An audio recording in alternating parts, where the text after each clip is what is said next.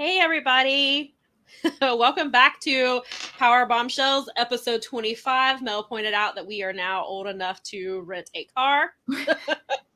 and listen, we like to hit milestones on this show. We hit like the double digits twice. We're old. We were legal enough to drink. Our show was, and now our show is old enough to rent a car. So you're gonna celebrate all these milestones with us. That's right, every single one. Because so whether this is your first episode or your 25th, welcome. We're glad to have you, and thanks for sticking with us through all these milestones. Oh man, getting out of these stadiums at a lot of these places would be easier if you had rented a car. I've thought back in my life, so that would be valuable. So if Powerbombshells ever needs to get out of a show, we're know good. What to do. Yeah, we are old enough to do it. We can finally drink and rent a car. Imagine, man, those are fun. That would be a fun show. Never not do together at the same time. Not at the same time. That is not appropriate. No, it is not. That is when you call an Uber, and then if you have to wait, if you're at one of these shows, you might be waiting for an hour and a half, but that's safer. So you might be sober by the time the Uber comes. Yeah, true enough. Boy. Next time I would start a whole thing, but yes. Hey Sam, how's it going? It's going great. Watching any good wrestling lately? I've watched a few. I mean, I did watch a handful of some G1 matches that were like the ones that everyone was like, go watch this one, go watch that one. This G1 has had some bangers in it. Jeff Cobb and Jonah. Oh, man, Lord, did I have a fun. Yeah. I was like, all right, I'm just going to sit down and watch this match because someone had mentioned it. And I'm already a huge Jeff Cobb fan. Same. Like my first, same. my first 8x10 that I ever owned was of Jeff Cobb. Amazing. So, yeah, fantastic. And that's hardcore. Like it is. That's hardcore. A nerd. That's like a leveling up in wrestling nerdery. Absolutely. Absolutely. I have quite a few 8x10s of different wrestlers, but Jeff Cobb is.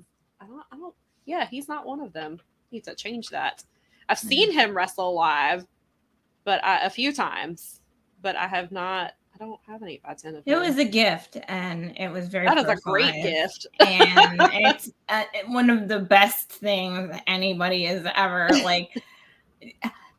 top level gifting right there. Yeah, it was one of the coolest things ever. That is a great and gift. He's a cool dude, and so I'm always rooting for him. Yeah, and Jonah has really been impressive. So. Yeah, I was a fan of Jonah's before when he was on the Indies before. I'd seen him some and thought he was great. And, he was in WWE and they actually did know what to do with him for a little bit. They got it, he was the NXT North American champion. And it was really great. So when, this might be a spoiler. We might have to use our spoiler alert button over here. Hang on. Sorry. This is for you, Brad. There you go. Got one. So if you have not seen Jonah versus Okada, which was incredible, and Jonah got the win. He upset everybody and pulled that out. But what I was gonna say was afterwards he cut this really great promo and he said 1 year to the day of WWE cutting him, he beat Okada in the G1. Like, how crazy is that? Like 365 days later, it's like that's awesome. That is such a fun, that's a commentary on how cool wrestling is. Right? Yeah, because not even Jonah, I'm sure the day he was let go, he had his feeling, but I'm sure he's not thinking, okay, well, a year from today I'm gonna be at the G1 and I'm gonna beat one of the greatest wrestlers in the world.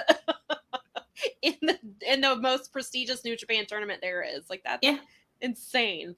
And like you said, that just shows you how cool wrestling is. And that just shows you that anything can happen in the G1. Yes. That's actually something I like about it. And I will give them credit at least for some of these upsets that they've had along the way. Mm-hmm. There was the Aaron Henare win against Tanahashi early on. Yeah. And it was like, oh, okay. Like, you are going to give me a reason to pay attention to, and you are doing... Yeah, you see some matches and you're like, well, that'll probably be okay, but you're not like super invested. And then, like you said, Hanare beats Tanahashi and you're like, oh, wait a minute, they are making sure I'm paying attention. And I think with the thing with Jonah, I was a little surprised that the very next match, Jonah lost by count out to Lance Archer. So that was kind of weird. I was like, you just had him beat Okada, but then you're gonna have him lose. He got pushed out of the ring and couldn't make it back in time, and that's how he's gonna. That's how you follow that up. I was a little surprised by that. I don't know what they were thinking there, but regardless, I think between the win and the promo that Jonah cut, he's definitely gonna be the one to take the New Japan Strong title off of Fred Rosser. I don't know how long. I don't see Fred Rosser holding it for a year like Tom Lawlor did. I think that was just to kind of establish the title and to establish Tom Lawlor. I could see him holding it for maybe 3 months or 6 months or something like that. But I think that Jonah is just this force now that New Japan has to deal with. And I think he's probably going to be the one to take the title. And, somebody responded to me and they were like, I think he's destined for even bigger things because beating Okada in the G1 seems like they have bigger plans for him than just the New Japan Strong title, which is possible. I mean, maybe they just move him straight to Japan and let him compete there and have him not compete in Strong anymore, but he has TMDK, so I don't know because it's him and it's Shane Haste and Mikey Nichols and Bad Dude Tito, who I've loved having. I'm glad they've had him in Japan. He's been like, I already was a fan of his from what I'd seen in Strong, like. And, I mentioned him last week and how cool he seems and like he will kick your ass, but he also seems like this really nice person at the same time. But so I've really enjoyed that dynamic. And also the same thing we've talked about with having Tom Lawlor and having Royce Isaacs with him. Like I've just seen like a whole other side. I watch Royce in his matches, but I never really I feel like we now are getting to see like his full personality and just it's how well he fits with Tom. And they're just, you know what? I can honestly say I told him so. Because I got to actually be on the thanks to Miss Grandpa Des there. On the WrestleMania wrap up there. I got to actually say, I think they're gonna like you. You did, because I saw it. I wasn't there because I forgot. I was like, why didn't I? And I was like, oh, that's right. That was opening day of the Braves, and then we were doing the whole World Series thing. But but I did watch it, and and you did tell him. And then we have said many times on the show, once he gets in front of that Japanese crowd, they're gonna love him, and I think they love him even more because he has shown a completely different side of himself. Like he shows that he is aggressive. He will kick your ass if he needs to, but he's been in his promos, he's been extremely vulnerable, which is kind of surprising that you have a foreign wrestler come into Japan for the first time and there's no pretenses with him. Like he's authentic. He's telling you about, he's talked about his sister's death. He's talked about his father's health problems. His mother had health problems as soon as he got to Japan. Like he's been open about that. He's been open about like how 5 years ago when he lost his MMA job, that his bank account was overdrawn and he didn't want to tell his wife, and he stopped and he asked Royce, he said, I need a hug. And Royce came and hugged him. Like, it just shows you the type of person that Tom is as a person and not just a wrestler. But I think I saw the promo in my timeline this morning, but I didn't watch it because I wanted to watch his match with Jeff first, which I'll watch tonight. But I saw that I believe he dedicated his match to his late sister. And I was like, I can only imagine what that must be like for Japanese fans to see this man they've never seen before. And he just comes in and he's not only he can fight and he's passionate about wrestling and he loves what he does. And he loves to have fun and he cuts up and he wears he's a little heelish. I mean, he is. He's got they may be doing babyface things with him a little bit more right now just because of the transition. But he's kind of a heel. He's got a little Jay White sliver in him somewhere. He does. But he turns it on. He turns on the heel stuff when he has to. But then he has on the other side, he's a real person. Yeah, and that's what he said about Okada. He said Okada is superhuman. He said, but I am a real human who has emotions and feelings, and you're going to see that. And I think that's an incredible thing. Then of course Okada has feelings, but we do see Okada kind of as like a almost in a, you know, John Cena was the joking of the Super Cena of how he would come back from injuries and things like that. But and you know, Okada, because of who he is and how amazing he is, it is Okada at times is like he's on another like non-human level. But and so I think just to have Tom was just like, I will kick your ass, but I'm also I'm a human being, and he relates to the fans so well. And yeah, it's interesting that he's a heel, but he comes off as such a baby face. And he is one of those I think heel baby faces. He's like got that Stone Cold almost deal where it's like, I am, but I'm not, but I am, but I right. And I think that it's more that I think it's just what you said. I think it's when it's the best bad guys are the ones that you can identify or empathize with what it is that it's like, he's a bad guy, but like all these things happen to him. So so that is what kind of would you be a good guy or would you be a bad guy? Exactly. And I think Tom has definitely encapsulated that, and he's just he's so comfortable talking.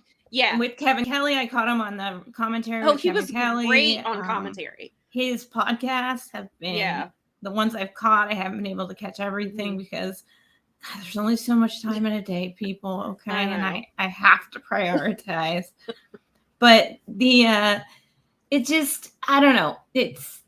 I'm so excited that he was able to be, you know, in this thing and showcase this thing. And I think to your Jonah point about like they're gonna make him maybe they'll make him the strong guy, maybe they won't, and they've got TMDK. Maybe they are showcasing him exactly for that reason, right? Because they know that, or at least they've picked up on a little bit better that us American fans are willing to pack the United Center to watch Jay White, to watch New Japan wrestling. Right. Yeah, I agree. And I think and so I wonder, I mean, I don't know how you would, and I don't really get hung up on these things, like how you would figure out if they got any kind of a boost from. Well, I don't know how much of this says but like early on, Tom changed his thing so it's in Japanese writing. Yeah, he said I remember. To make it easier, he said, I hear Japanese fans are looking for me on Twitter, and this is how. And Royce has changed his like that too. And they got wish I'd remembered to send you the picture. They got their Ribera jackets. I saw Royce I saw it because Kevin Kelly retweeted. I think it was Kevin Kelly retweeted it, or maybe New Japan retweeted it, and I saw that was Royce and they had it was Royce and Tom, and they were in their Ribera jackets. So I was like, oh, that's so exciting for them. Like they're busting their bums, but they're also enjoying the experience. Yeah, they really are doing. It's not been quite like the food story that we do much. Yeah, because you know how we saw like Ace Austin was just showing like all the food he was eating, and him and Alex Zane. I really enjoyed that. And then you see like this is how, and so it's cool to see how other people like experience Japan for the first time, and so that's a really cool thing. So I've really enjoyed this G1, and there's been some other than Jonah and Tom Lawlor. There's been some really great matches. Yeah, and Jeff Cobb, and then there's been like you know, Finley has had, which we've mentioned before, Finley has just had this incredible run, and like his match with ELP was very good. That was a good match. Yeah, I was a little surprised they went with ELP there, but on the other hand, I'm not, just because they've kind of, he had such a great run in BOSJ, and then he's come through to G1. So it seems like they really like ELP, and they're definitely trying to kind of push him and do different things with him. And ELP's been having fun with the signs about him. It's Sam's evil microphone. It is my Ebro microphone. It's already starting. But yeah, so this G1's been really good. I know it's been a lot, and it's definitely a lot different because it's 4 blocks instead of 2, but I've enjoyed a lot of it. They actually are starting to sell me on it because of what it's able to do in terms of showcasing some of their newer talent. I do know a couple of the outcomes that you may not know that I've just like been reading on Twitter, so I'm not going to talk about any of it. But I will watch them later tonight. Yeah, I know you guys actually pay attention, so I've been trying, and we've been for the most part, we have just jumped ahead straight to the tournament matches, just because. Oh no, that's what I'm. But there have been a few times for the most part we get distracted by Tom and Royce, or we'll be like, oh, we'll at least watch their entrance and watch them rip off the shorts, and then the next thing you know, we're watching the entire match. So, and then like I enjoyed, I think it was last night. Well, it was it's from night 16, I think is what it was. But yesterday's show, but it was Bad Dude Tito and Jonah versus Filthy Tom and Royce, and I was like, hold on, I gotta watch this. I like all four. This might have some strong implications when they come back and things like that. Oh, and I want to mention, when you were talking about it, made me think I'm so glad that Tom is in the G1. However, the G1 is keeping me from seeing him live now, not just at New Japan, because Strong was July 24th, so I missed it. He will be in GCW 2 weeks after I go to GCW. 2 weeks to the day. He's teaming up with Killer Kelly against Brian Alvarez, and I forget who Brian's partner that's is. right. I saw that match was out there. I was like, I kind of want to see that match. Yeah, and it's happening like all out weekend, I think. And then I was like, that's 2 weeks to the day. I was like, this damn G1, which I'm very glad that he's in, and I'm excited for him. But now it's keeping me from seeing Tom Lawlor. 2 different companies, 2 different shows. That's too bad we don't know someone who knows him who can bitch at him for us. Yeah, we were joking now that means that DPW needs to book him so I can see him in November. They need to put on like a super card in November after you guys. I mean, you guys haven't been able to be together. Like now you're going to do some stuff. You've got you got your first GCW. Yeah.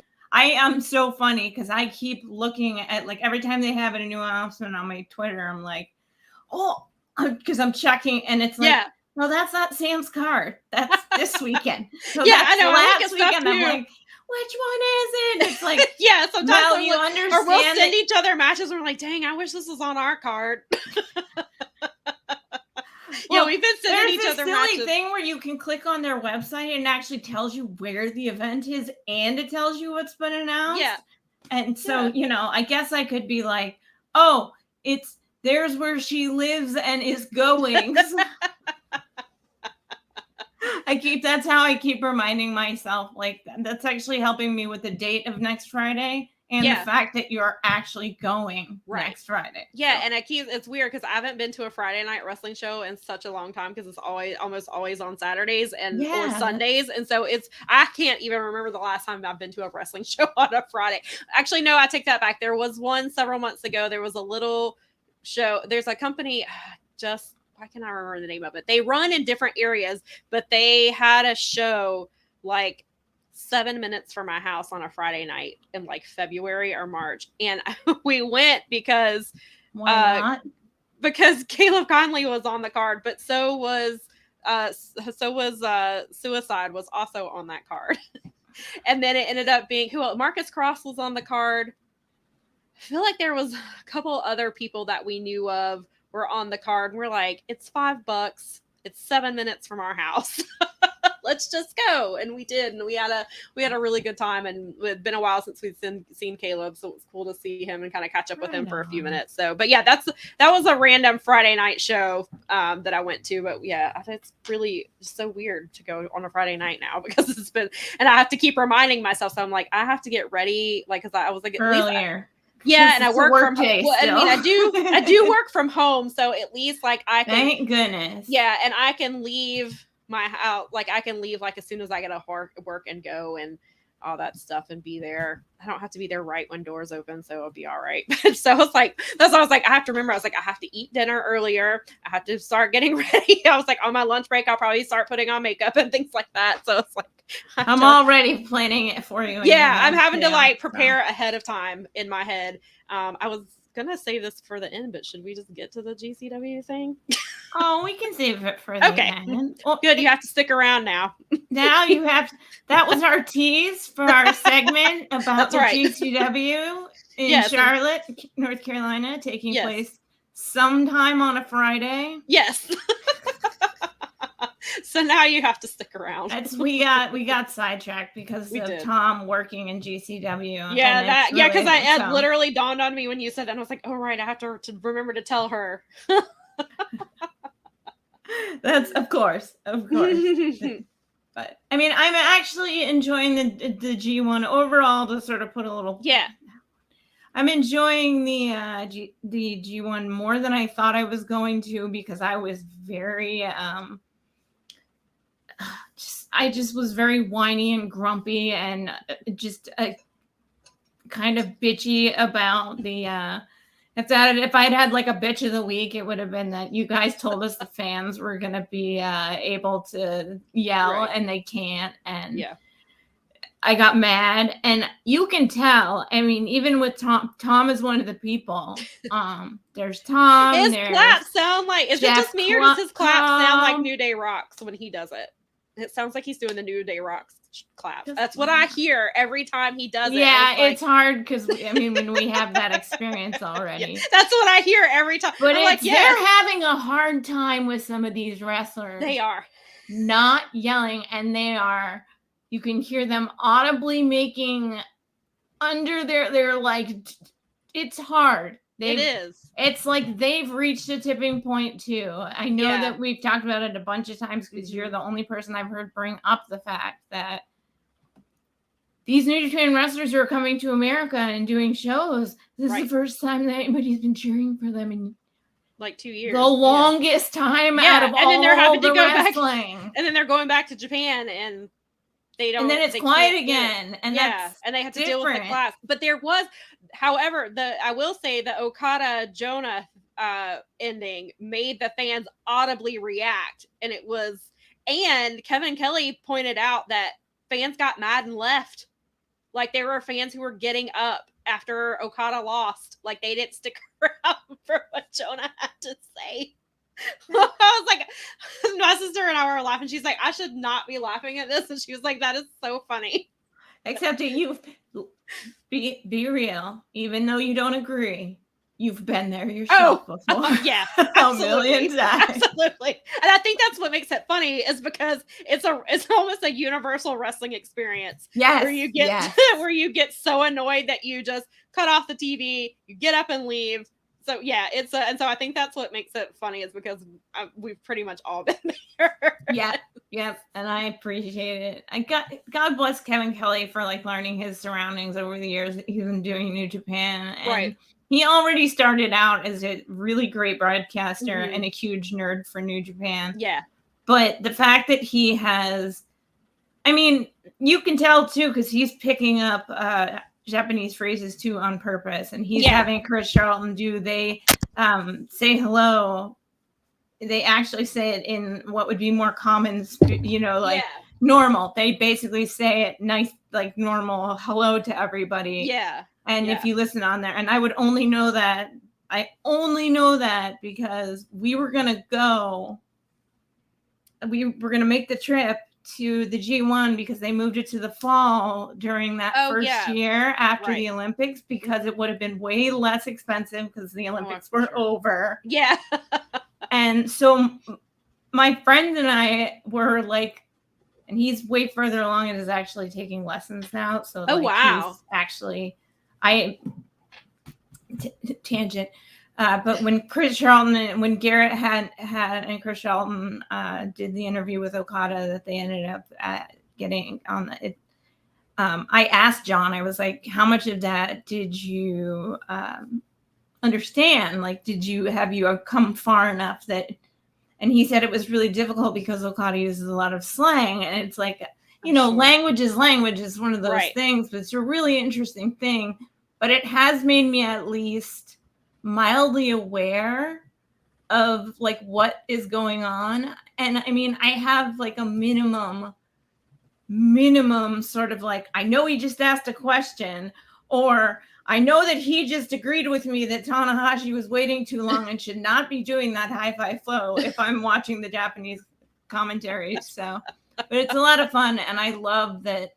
And my point is all the way back to the fact that Kevin Kelly, best broadcaster in wrestling, arguably, just amazing. I just love him so much. He makes it feel even more important, even when that's going on. And I just appreciate that guy so much. And he's been really fun. It's been really fun when he has the guest wrestlers on, and he's had ELP and Lance Archer and Tom Lawlor and David Finlay, and it makes me laugh because he'll ask them to translate.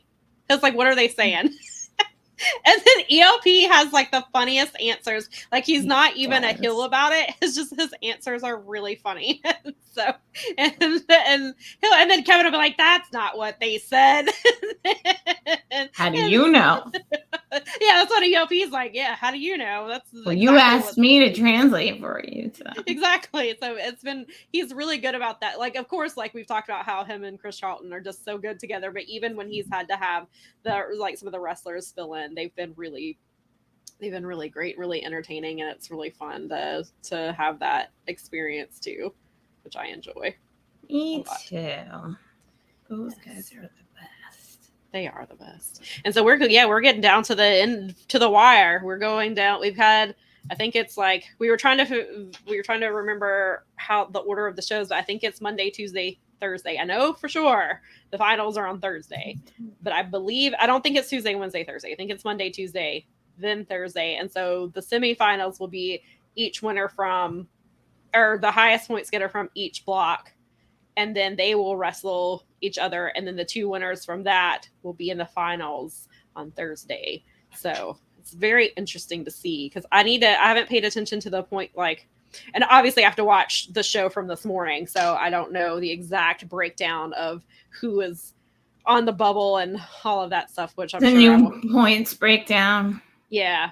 I know it was like, and it was really crazy. It's interesting. And so I think it'll be even more interesting just to have the semifinals aspect to it, where you've got each winner from the block competing and going. So I like how they changed it up a little bit. So I'm looking forward to seeing how this ends, because as of right now, I have no idea who might win this block. I don't know.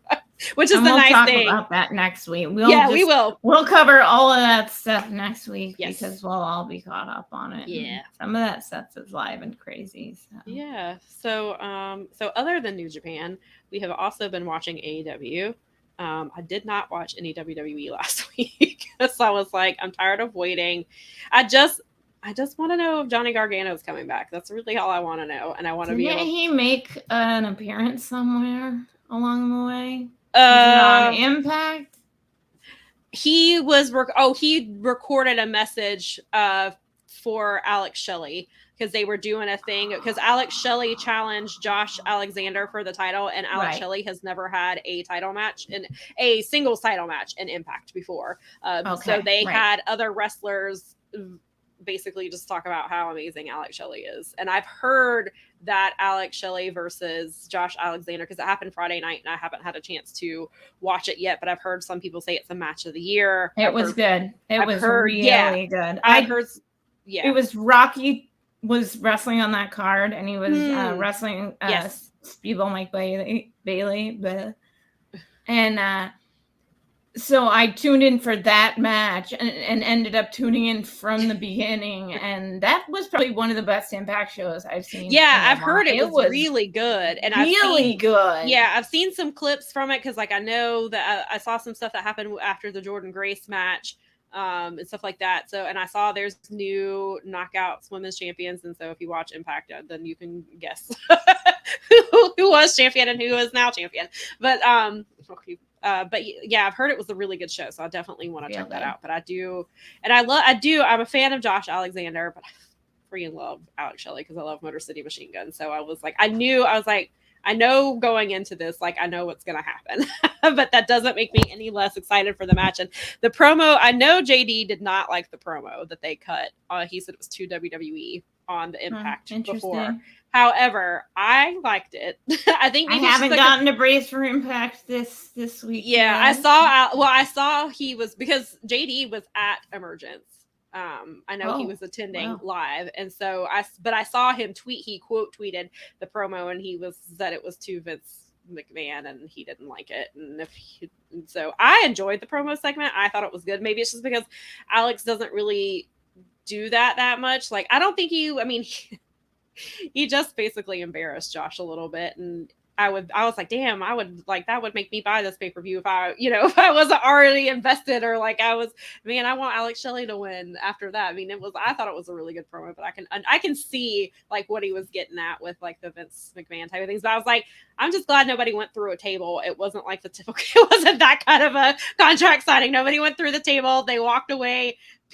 I guess peacefully. I think Josh was pretty pissed off at what Alex had to say, but yeah. Yes, there was. Yes.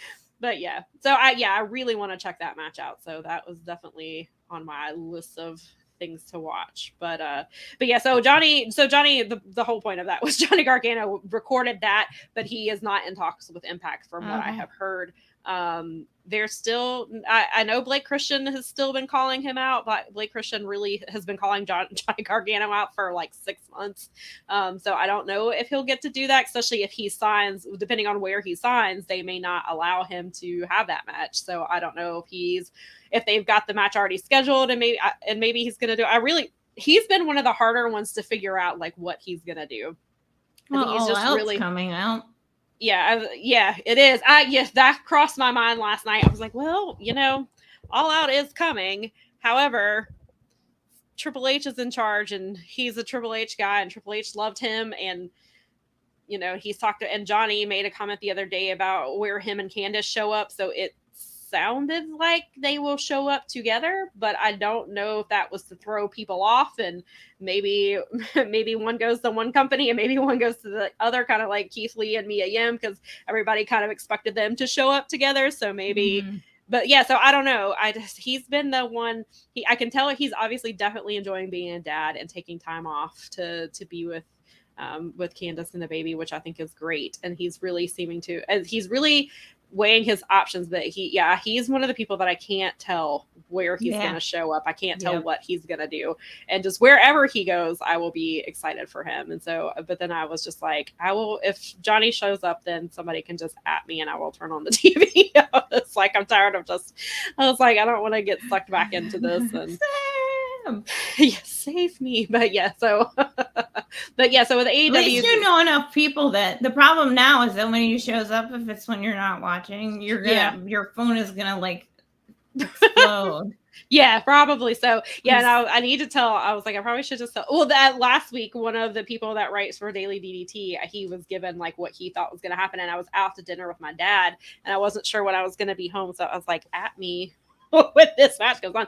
And luckily I happened to be watching, because he did not at me, and I saw it myself, and Johnny Gargano did not come back, so it didn't matter. There you go. So didn't matter at all. It didn't. Thank goodness. But yes, I'm on Johnny Gargano watch.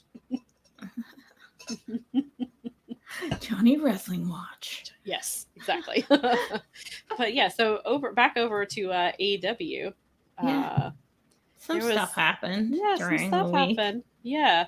So on Wednesday, there was some familiar music that just hit out of nowhere. And CM Punk decided he is good to go, and I guess he is cleared, and he showed up to beat up Chris Jericho, which is always cool to see. A very bloody Chris Jericho, who had a nice nasty gash on his forehead, and I was like, yeah, this is definitely a Mox match, because there's blood everywhere. I guess the turnbuckle spot actually was not supposed to be like a thing, and so I saw his head hit, and I was like, oh no. Oh dear. And then because I saw it, and then he turned around, and I was like, oh my god, look at that gash. And he said he only needed 7 stitches, which I think looked deep, but I was like, okay, if you say so. And then John had his earring ripped from his ear, which probably didn't have a back in it, but it was bleeding all over. That the was place. like the guy.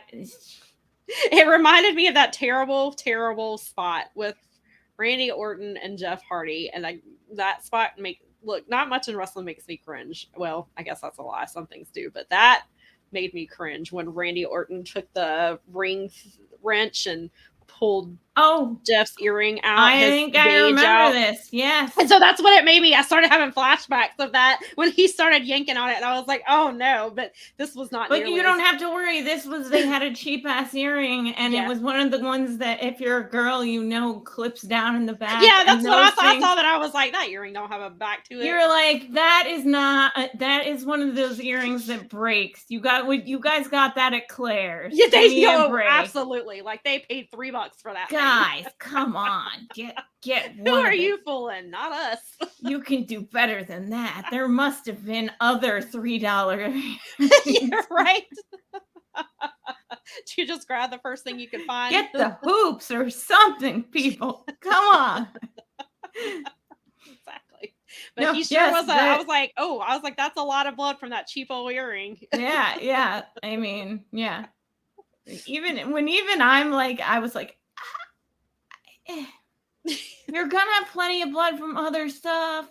Right. And then you went and smashed his head against the thingy, turnbuckle. So it didn't even matter. It didn't. But we're all still talking about it. And it was a nice visual. So yeah, we got that out of it. I mean, but yeah. So I was I was not expecting CM Punk, and so I audibly gasped when I heard the opening riff. I was like, or opening riff rather, not with a T, but and I was like, wait a minute, because he had been selling. I mean, not that he was. I don't think that I think his injury was really bad, but even as 2 or 3 weeks ago when he was at the San Diego Comic-Con, he was like, my foot is busted. And so he, I guess, was just selling it really well, and so people wouldn't know when he was either that was totally kayfabe, or he's coming back too soon because they're worried about. I'm hoping it's not that, but yeah, I was like, I just kind of the same thing with Kenny Omega. I just want him to be, and I know Brian Danielson said, I'll never be 100%. And I was like, that's exactly what Kenny Omega said. He's like, I'll be lucky if I'm 80%. So I was like, as well as they can be comfortable being back in the ring, I guess, is what I would prefer. But who knows? Well, the athletes are never, and this. Yeah, athletes are never going to do the right thing.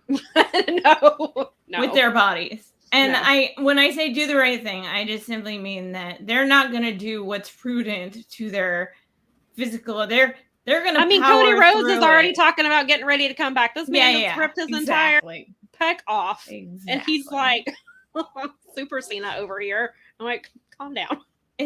Relax. Let it fix. Yeah, I mean, exactly. Don't make it worse and then end up missing even more time because just end your career. There's also there's that aspect of it. Mm-hmm. And I mean, if you listen to some of the struggles that Bryan Danielson went through to even get a doctor to say yes, I still think that it wasn't like a resounding absolutely.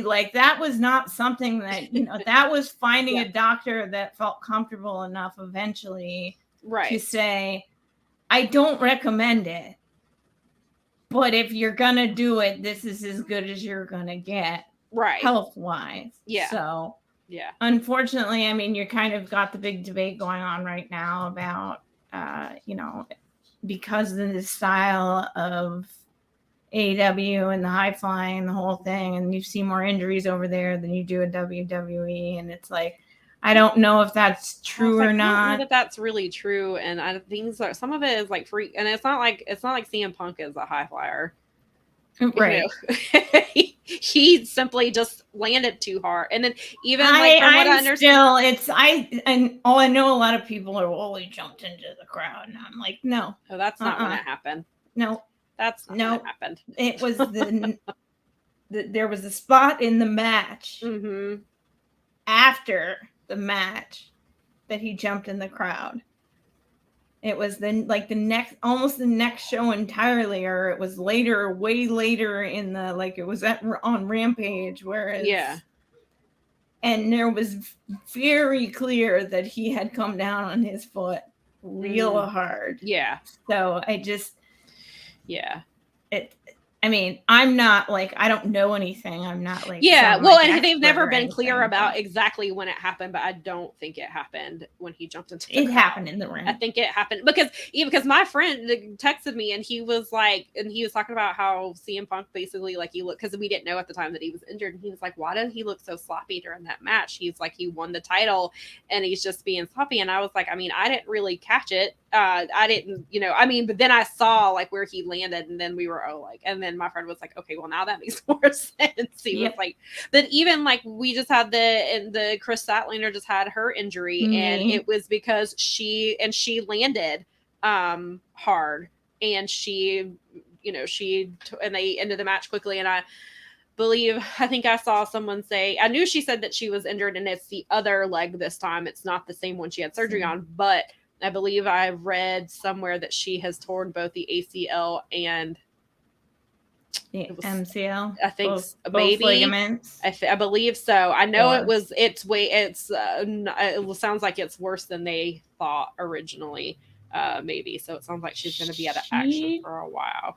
Tweeted one time this week, and I think it was something to the effect of time to get the other knee rebuilt. And I was like, okay, that's not getting it's not orthoscopic surgery she's talking about.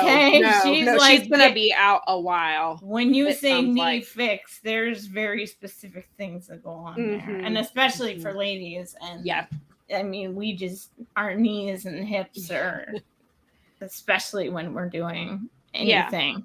I mean, it's just a reality. It is one of those things that like female athletes deal with on the regular. Is just knees and hips, especially because of how we are. And I mean, and that's how her last injury happened on her other knee. It happened in the ring too. So it just definitely, it's the timing is terrible. I've heard she was getting ready to have a really big push. I don't know how accurate that is, but I mean, she was the number one contender, and it sounded like she was getting ready to face Thunder Rosa, and so the timing just is not great. Well, there seemed to be something developing there, and then unfortunately, you kind of have to. It's like, now what?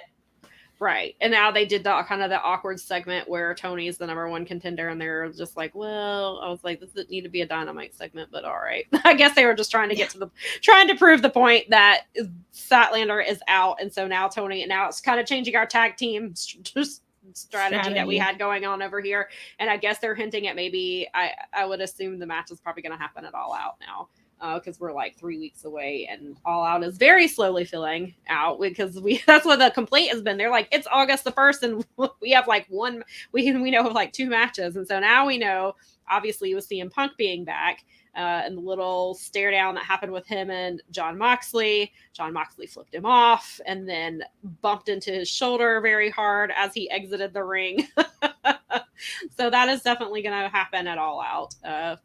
Which I hope CM Punk didn't rush back for that, because I want that match to happen. I'm really excited for it. I freaking love Jon Moxley, but I want the CM Punk title run that we should have had a few months ago before he got injured. So, but that's going to be a really good match. And I hope they aren't just doing this because they're worried about other things. But I mean, it sounded like when CM Punk was originally injured, some people were saying 3 months, and that's kind of like and so that would be about where we are now. So, I mean, it makes sense that, so hopefully he is fully ready to go, or by the time All Out gets here in 3 weeks, he will be fully ready to go. What else and so we know a little bit about All Out. We do have Eddie Kingston. Well, that's okay. It just automatically, Eddie came out and Guerrero came with it. But we'll have Eddie Kingston versus Sammy Guevara, it sounds like, because Eddie cut the promo last week about how nobody cares about Sammy's wedding. Sign the contract. So I guess they're still going through this weird JAS feud. So it's I don't know exactly what's happening there, but I just hope Eddie wins. I like Sammy Guevara, but I just hope Eddie wins, because he should have won. Like we talked about a few episodes ago, he should have this should be done, and Eddie should be on to something else, but I guess not. Not yet. So they're doing that. And then obviously we're getting the trios tournament. And we have a mystery opponent coming in this week for the Young Bucks. They hinted that it would be Hangman Page, and then Hangman cued the sad BTE music during Dynamite. It was like, and I was like, I can hear this. I was like, I can hear the sad BTE music in my head now because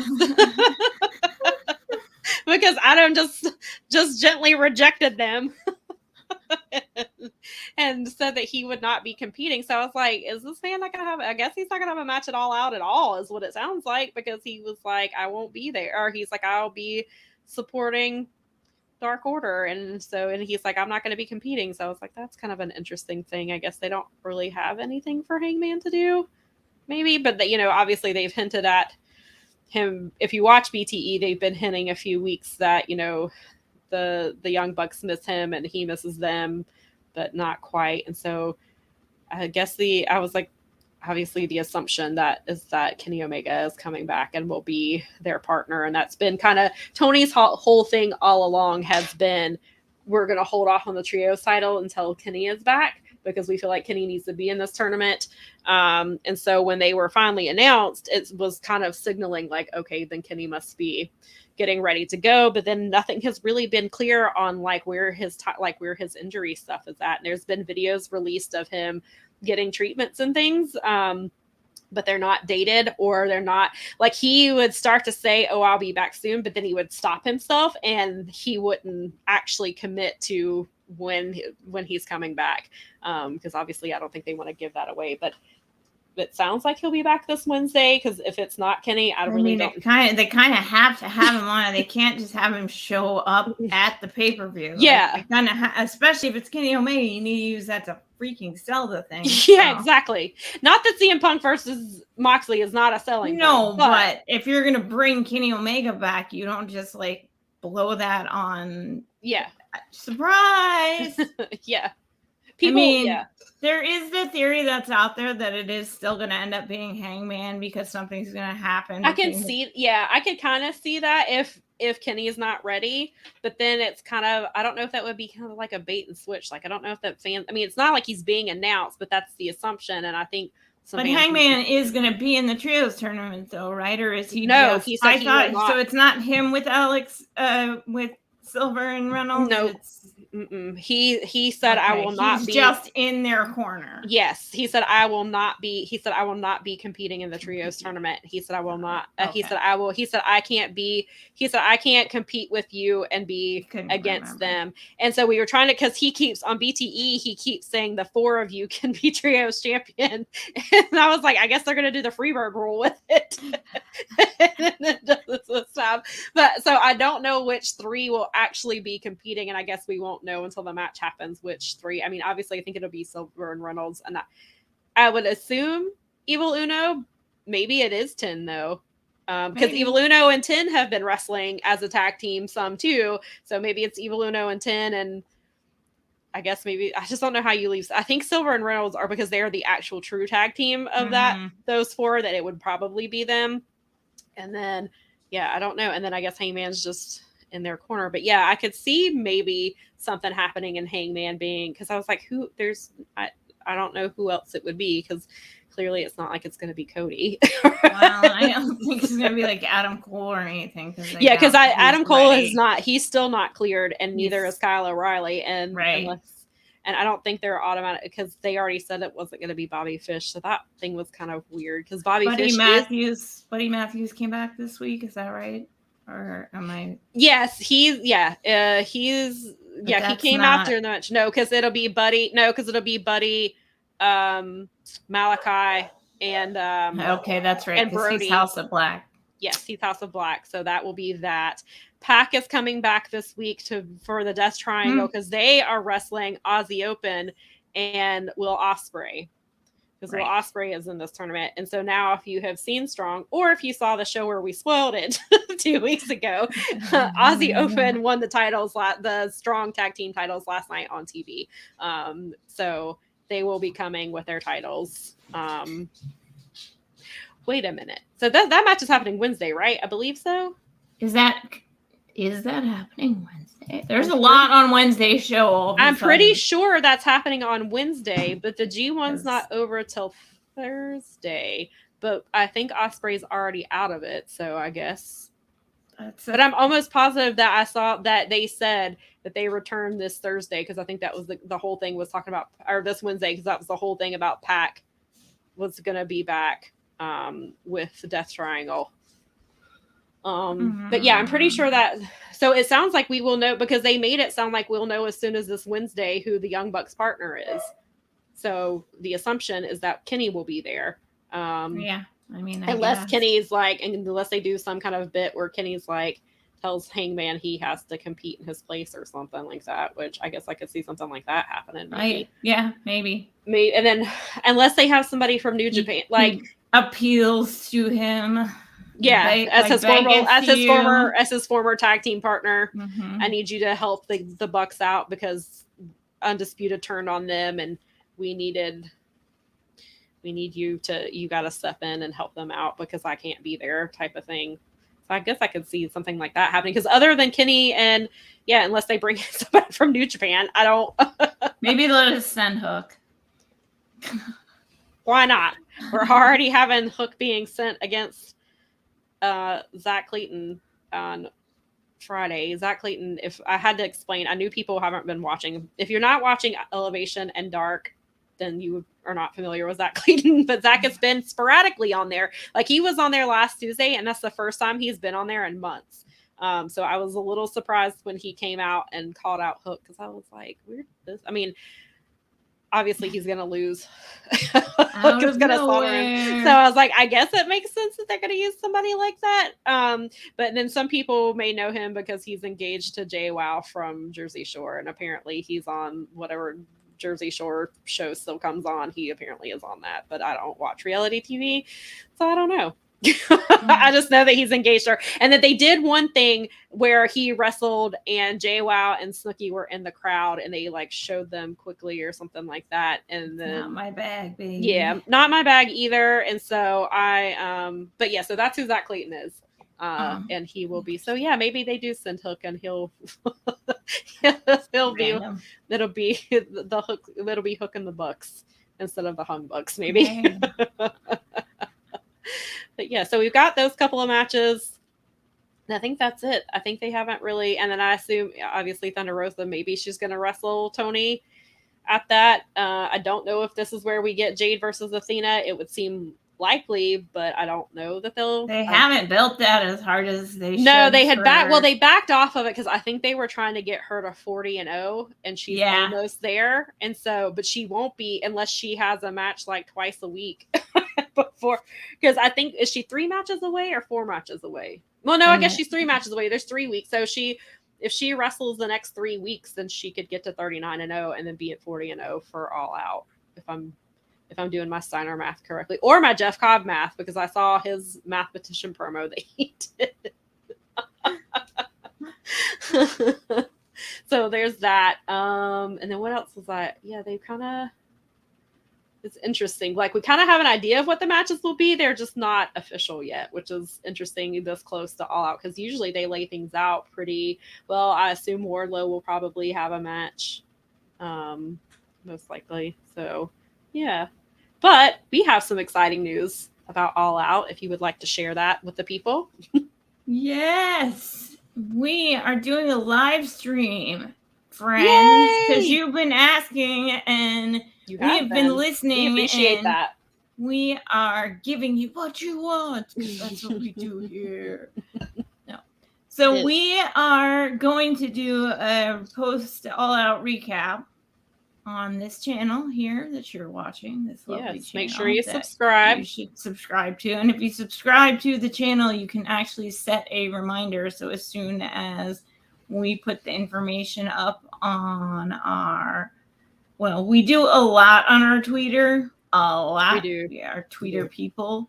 Mm-hmm. So let me put that up there. Yes. And that's the place that you will absolutely hear about it. And then we'll share it in the Fight Game Media group on Facebook. So if you're not someone that is aware of all the things, we'll probably post it on Instagram too, because now we're utilizing that more. So, and I posted a few pictures last week from the matches I saw that. They were awesome. Thank you. I've got to add the title match pictures from last night. I was waiting for that to air. I didn't want to spoil it. So now that it is aired, I will add those pictures. But so we may end up posting over there, I'm sure, and we may even post them. So make sure you're following, because we'll probably post an Insta story that day or something, just to remind people. So we're just going to make sure we hit all the platforms, basically. Oh, yeah. So we don't know the exact time yet. We're still figuring that out, but it'll probably be pretty close to when the pay-per-view ends. That's typically when we do them. So you can come, if you're on the East Coast or in other countries, and come stay up late with us. Or if you're on the West Coast, it'll probably be a normal time for you. So there's no excuse for you to not be watching. Yeah, exactly. And you can come interact with us and leave us comments and give us your feedback on what you think is happening in the match, or what you thought of the matches. And we do have special guests that will be joining us on the broadcast. It's true. We are, because we will also we will not be in Chicago for that. We will not be. So since we will not be in Chicago, we will we will be with you afterwards, live on the YouTube. And I'm pretty sure that our special guest will not be in Chicago either, which means that there will be. I think it's good. We're bringing on some guests that have a broad knowledge of all things wrestling. Yeah. And, not just AEW, but other things. So I was about to say something, but that might give away. You can't say that. So I'm not. That's why I said that we have our special guests. We like to bring on people that have a really good general, broad historical knowledge of things. Yes. So that just in case we miss something that Tony tried to sneak, some Easter egg that Tony snuck in there that we missed. Yeah. We have the perfect people to catch that. And if they're, that's interesting. And now that you say that, because now I'm wondering if there will be any ROH related matches on this show. I know. There haven't been. They haven't. There's quite a few champions that they could use. Now they even have new 6-man champions. They have new 6-man champions with Dalton Castle and the Boys. And the Boys said the other day they are officially under contract with Ring of Honor. So that is exciting. And since we are talking about AEW / Ring of Honor, Anthony Henry got signed. I saw that. I'm terribly excited. I knew you would be happy. Yes. You just made Sam's day, and that makes me happy. Our friend sent a text group, sent it to our text group, and I don't remember what I was doing. I didn't have a chance to check it, but my sister checked it. She was in the other room, and she screamed, and I thought, I was like, and then she was like, they signed Anthony Henry, and I was like, oh, and so we were all very excited yesterday for Anthony. And so we don't know yet if he's going to get the graphic or if it's like a tiered thing, but I don't care. I'm just glad that he's there. And it's interesting because on Dark, Taz was talking about it or was it Excalibur? Maybe it was Excalibur, but they were saying that Peter said that the Workhorsemen were part of Wingman LLC or something like that. So it was like I guess the Wingman is, the Wingman is the top thing, but then they are. So I guess it sounds like I guess James, I don't know, JD Drake is going to do both the Wingman and Workhorsemen, but Workhorsemen is part of it. So I don't know if that means that people from Wingman will come out for their matches or what exactly is gonna happen there, but I'm very excited that I'm hoping, and it sounds like they're from the, because they also Josh Woods has been he's apparently under contract now as well. Nice. Blake Christian is under contract, so it sounds like they're kind of filling out the ROH side of things. However, I did hear Cheeseburger is a free agent, and I don't see, you can't have Ring of Honor without Cheeseburger. I don't know how you do that. I don't know what is going on over there, but I was like, you sign him.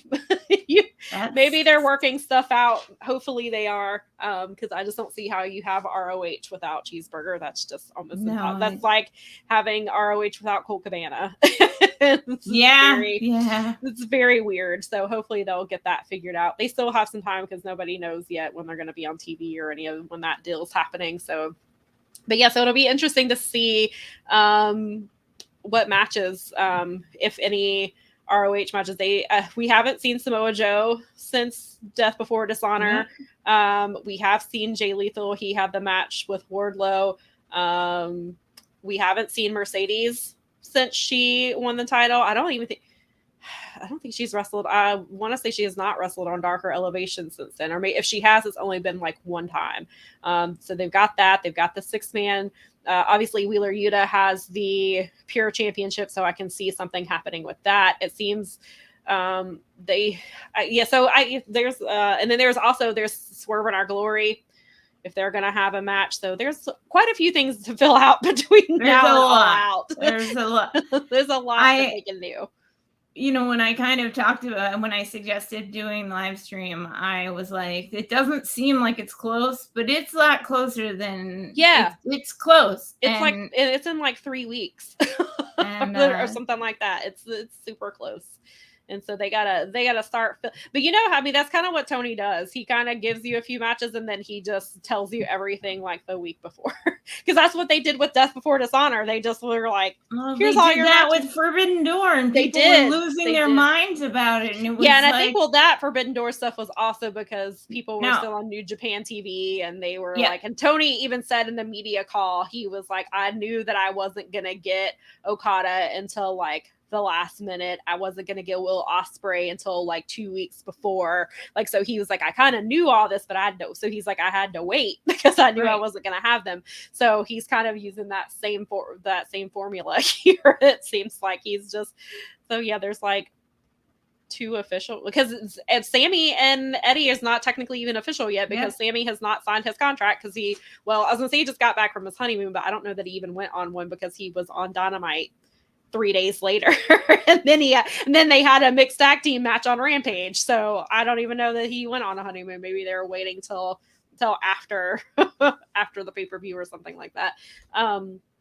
Then speaking of Rampage, we had some interesting things happen. Besides Zach Clayton randomly coming to challenge Hook, and Hook said one word into the microphone, so he does speak when he feels like it. But so everybody was really excited because they're in Rampage. They announced Sonny Kiss was finally gonna have a TV match. Sonny Kiss's last TV match before Friday was October of 2020. When that's true? Yes. Yeah. Yes, it is. Yeah, so it you just blew my mind a little. Yeah, it's because I had obviously known about it, and then one of my fellow writers at Daily DDT wrote an article about it, and they went and looked it up, and that was the last. I sent you the picture from Blood and Guts where someone else had sent. I'll drop that picture on. Yeah, that's a fun picture. It is. Please do, because it was just someone said put Sonny on Dynamite or something. I mean, it was essentially what you've been saying for a long time, and I think that's interesting. Yeah, and the last match that Sonny was in, Sonny wasn't even supposed to be in that match. It was supposed to be Joey Janela, and then something happened with Joey Janela. I think he was injured, and so Sonny wrestled Kenny Omega and was squashed in like 30 seconds or something like that, which, in fairness to AEW, probably would have happened to Joey Janela as well. But it's not a good look when it's Sonny Kiss, who has not been on TV in almost 2 years and has been exclusive to YouTube for this entire time. And it's still not necessarily, I mean, they've been featured more, but there are weeks when Sonny's not even on, on YouTube. And so, and people were rightfully upset that Sonny's tends to be only featured on TV when it's Pride Month. And Sonny was trending when that happened, and a lot of people that got the conversation again, not that it's not the conversation's always there. I always see people talking about putting Sonny on TV, but it did pick up more during that. And so that was kind of the whole thing, you know, Jeff had mentioned that he wanted Sonny to be part of the baddies.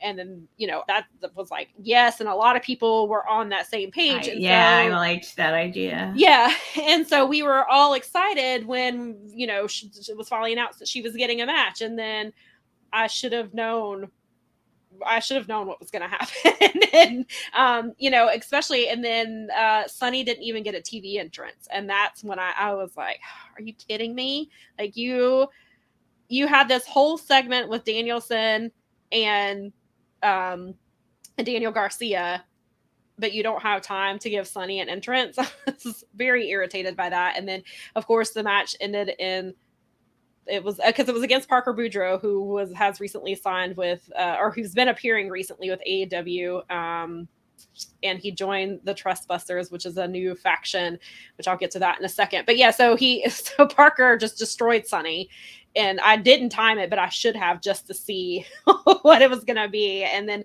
so you didn't have time to time it. No, yeah, not really. I think the entrance that Parker got was longer than the match itself, and my timeline was not happy. My timeline was, somebody said my time that match was so short that I'm still seeing reactions to Sonny Kiss. I was like, yeah. So, well, and I'm confused a little bit. I mean, I know that I've obviously wikied it, and I know that there's, you know, WWE released Parker Boudreaux because undisclosed wellness violation, which could be anything from weed to steroids at this point. It could be anything. Well, and the same thing happened with Cole Carter. Cole Carter was also released for the exact same reason. And I have a friend who's convinced that any minute now the actual reason will come out because he's now signed. Probably. I mean, just because that's the nature of, I don't know, at this point with Vince not at the helm. See, that's what I'm saying. Vince isn't there, so Triple H may have bigger fish to fry at this moment. Yeah, because they were both time for that. They were both before, like, he didn't have anything to do with either one of them. So I mean, it's possible. It wouldn't surprise me if information comes out, and it does. I mean, I guess it doesn't matter now because they're not there anymore, and I'm sure Tony knows the reason. I'm sure he felt comfortable signing them for, you know, whatever the violation was. So before we get to what happened in the main event, I'm going to back it up to Tuesday, because on Dark, Sonny and Zach Clayton of all people, and another person who's Xavier, I can't think of his last name right now. So the three of them were in a 6-person match against Trustbusters, which is he is Ari Daivari now. He is no longer Arya. He is Ari Daivari, Parker Boudreaux, and Slim J. So they formed, like, I guess 6 or 7 weeks ago at the Dark tapings. It was very odd that they put these pairings together. Then on Death Before Dishonor, Slim J and Ari wrestled on 0 Hour, the pre-show, and they won their match, and they beat Cheeseburger and Eli Isom in that match. And so it seems like they're heavily pushing the Trustbusters faction. And so it's sort of, Ari is extremely rich. His thing was like, I think on Dark, he's talking about how he's like, the housing market's not bad. I just bought 3 houses, and his saying like his inheritance makes him richer than Tony Khan, I think, is like his other thing that he's claimed. And so so it seems like, I think that he kind of hired Parker Boudreaux kind of like as muscle type thing. And then Slim J is part of it, which is really interesting because Slim J is a journeyman who's been around for a really long time. He was in Ring of Honor. He's in Impact.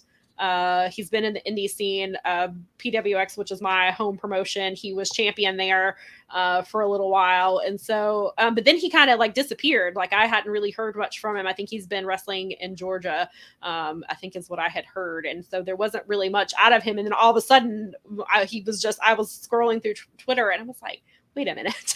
That's Slim J. What is happening here? And I was like, and now he's in a faction. Wait a minute, Parker Boudreaux was with them now. Like, it was very weird. And so they've been on this winning streak. They won on Tuesday, but then after the match, Ari approached Sonny while Sonny was standing on the ring apron, and I'm not sure, you couldn't obviously hear what was said, but Sonny apparently liked whatever it was that Ari said to them. And so that kind of leads us to where we were Friday night with Rampage. And so in the main event, it was Ari versus Orange Cassidy. Ari got the win. Parker Boudreaux just basically laid out best friends. He came after Orange Cassidy. Sonny comes running down to the ring and like tells Orange, like, I got, like, I'm here to help you. And then, as Taz would say, Sonny kicked him in the yam bags. Yeah. And set him up for Parker to destroy him as well. And yeah, and then Sonny joined Trustbusters. And so it was not, I mean, it was, if you watch Dark, then it was not entirely unexpected. It just overall is kind of unexpected. Like, the baddie seemed like such a good fit for Sonny that I was kind of surprised that, because people have complained about Sonny turning heel, and I was like, well, I guess Sonny technically would have turned heel to join the baddies anyway, because they're not a babyface faction. Jade is a heel. Maybe with Jade's reign with the title belt coming to an end, I'm not saying that the baddies are going to go away, but they may play a less prominent role, because possibly. I mean, in my mind, like, what are they going to do with Jade when she doesn't have the belt? Right. And so I think that's why they kind of have to keep her in the baddies, because it's her and Kiera. Again, I don't know where Red Velvet is. I haven't heard anything about an injury. I don't know if she's just taking time off, because I mentioned this last week. I don't know if she's taking time off because she got married, or if maybe she had some nagging injuries that she's just trying to kind of heal up or anything. So I haven't heard where she is at and why she hasn't been on TV. And so they've kind of got Layla Gray there, who's not in there. She's not technically a baddie. Jade called her a baddie wannabe. So, and especially, and then she wasn't able to beat Madison Rayne, so that doesn't help her anyway in Jade's eyes, I'm sure. So yeah, it's kind of interesting. So maybe they are going away in Trustbusters. So I think putting Sonny in the Trustbusters could potentially be a good thing, because they are being heavily featured right now. Hopefully Sonny will, so it seems like Sonny will get more TV time, which is always a good thing, but I don't want Sonny to be eye candy or muscle, where they're just outside of the ring for Ari or Parker. I hope that this means Sonny will actually have matches. Yeah, which is the entire point. Like, there's a difference between being on TV and just standing there, and then, actually being able to compete, which is what everybody wants, because Sonny is a fantastic wrestler. They're so charismatic, and there's so much personality and talent there, which is what people want, which is why they like Sonny and want to see Sonny. So I want to give AEW the benefit of the doubt here, but their track record with Sonny has not been good. And so I have my reservations, but my hope is, because they are pushing the Trustbusters so hard, that Sonny will get more TV time. And I saw some tweets about how Sonny is a star and Sonny should be by themselves, which I 100% agree. But the way things have been booked lately, this might be, I don't want to say it's the only way. I think it might be the only way that Tony, best case scenario. Yeah, I think this will be the best way for Tony to put Sonny on TV on a regular basis. I've noticed that they're trying, or it seems to me, one of the things that I've noticed is they're starting to, and this might actually be a great strategy, is that they're starting to put the women, they're integrating them into the pre-existing factions, so that you're getting and I mean, I think that will definitely add the ability for them to storytell and to build storylines, is that because you have the, these guys always hate these guys thing, but you also giving a sort of, the factions are something of a vehicle to, create feuds and create storylines and do all these things. Ruby Soho, at least right now, looks like she may end up doing something with BCC. Yeah. They've got, maybe if they're gonna give Truthbusters the push, they've got JAS has Anna and JAS, and they have Ty as well. And I mean, so for Dark Order has now lost Anna J, which I still am not sure why. they did that. I don't understand the reasoning behind that yet. But yeah, you do make a really good point that they are kind of integrating women into to factions, and there is already, and then obviously the baddies, are an all-woman faction, and they have Stoke kind of as their, and they've moved because I don't think Jade ever actually fired Mark Sterling as her lawyer, but they've got Sterling is now with Tony Nese and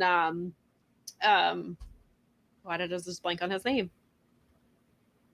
I know who you're talking about. Yes. I don't know why I just blanked. So they kind of moved Sterling away from that, but then you also have Stokely keeps trying to give his card to people, like he was trying to give it this week. He was trying to give it to the Ass Boys. And so, and then Best Friends. He's been doing that a bit. Yeah. And then Best Friends they were doing the stuff with Chris Statlander a little bit until she kind of went on her own. So that is a really good point that they are kind of factoring that in more. So maybe that's kind of what they're doing with Sonny here. But it's a subconscious way to get fans, regardless of what they like. It is a subconscious way to get fans interested in the match, whether it's women or men. Right. It's essentially the team aspect of it, where it's like, oh, he's on that, and which I don't know, maybe that'll help give them the push that they need. I don't know if you listen to the Dynamite show, but Paul actually made an interesting point that I thought had a little bit of relevancy to it, is that he said something to the effect of, if they're not going to do a good job with the women's division, I'd almost rather they don't have one at all, because I disagree with that. And I obviously, I get the point. I get the sentiment. I don't necessarily agree with we shouldn't have that. But to me, what that makes me think is, or you give people a reason to root for the women. And also, they should. They do need to do a much better job. I don't think there's enough. This is literally, it's going to come down to something so silly. I don't think there's enough ladies that can liaise between the ladies and maybe some of the male VPs or Tony or whatever. I think you don't always understand, like, boys don't always understand how to talk to girls. Right. Right. And I know that they were having a discussion about, what's she wearing on TV and all of these things. And I'm like, but you can't have a boy telling her that. You need, if you're going to discuss, like, what are we going to wear to the ring beforehand, that needs to be the women in a room together having that discussion about, no, that would make you, you don't want to do that or whatever else. You can't have, it'll never work. You'll never get that aspect of it. There will never be a lady can come in and tell the dude all day long that that's the dumbest thing I ever saw, and they really probably won't get uptight about it. But even if a male means well to say, what we're trying to go for aesthetically in your uniform there is to, it's not going to play. I'm telling you, as a girl, it's not going to play. No. And then maybe now that they've brought Madison in, maybe Madison is somebody who can be a liaison between the women and the upper management. Maybe translating. It literally again could be a disconnect in just translation.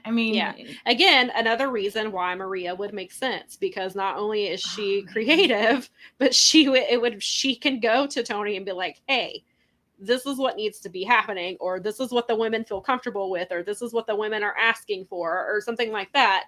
Not that Madison can't do that, but Maria has been in that position where she's doing the creative stuff, and so she is the liaison between the women. She has actual experience doing it. Right, exactly. And now, level. Yeah, exactly. And now she, especially because she is, she's running her own women's she's probably a better wrestler than Madison Rand.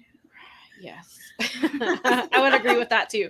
But Madison, but Maria also, she's currently running her own women's promotion. Well, forget the word that she uses. She doesn't say promotion. She calls it something else. But she's the events she's putting on, her and Bobby Cruz are in charge. And so she's running basically every aspect of it from the behind the scenes standpoint. So now she has that, and she can take to somebody like Tony, or if they don't hurry up and hire her. She's going to go to WWE and she's going to tell Triple H what to do with the women and how to do these things.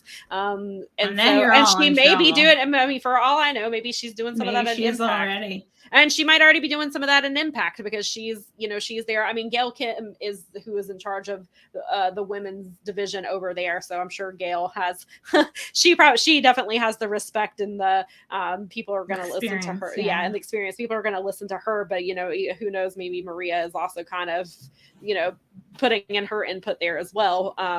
So, yeah, I hope that there's somebody who can advocate for the women better and who can go to Tony or even just the higher ups and be like, hey, this is what needs to be happening.